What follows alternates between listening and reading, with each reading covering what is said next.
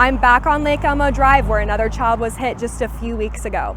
It turns out this street has been on the city's radar since last spring, when residents in the area voiced their concerns. I came back in the house because he was safe at the bus stop, and I look out the window and he was dead in the street. Megan Vaden feels lucky every day to still have her 9-year-old son, Ben. He survived that close call last March. He was hit by a car when he came back home to get his coat. None of us even want to be on the street, and I don't want to have to move to enjoy where I live. Vaden has spent 6 months begging the city to do something to improve traffic safety in the area. Even more concerned after another child was hit by a car on the same road just a few weeks ago.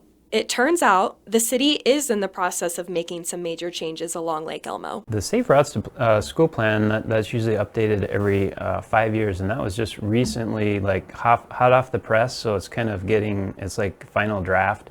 But there's some recommendations in there that were for further study on Lake Elmo. Public Works engineer Mac Fogelsong says several improvements are being considered. Everything from more crosswalks to sidewalk improvements to speed humps and even new stop signs. We're working through some of those, collecting additional data, looking at the physical characteristics of the street, and working on those ideas right now.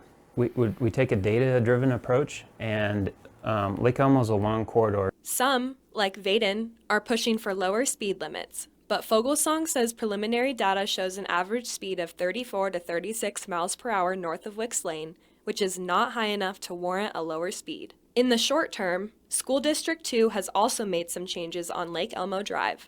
They've added their bus pickup on both sides of Lake Elmo so that kids don't have to cross a street to get on the bus. So they have a bus that runs north to pick up and then also south. So those are some little things we can do. It's a start, and changes will take time. I just want all of the kids to be safe. I want to be able to ride my bike on the street. I'm just ready for a safe street, that's all. In Billings, Kelsey Marison, MTN News.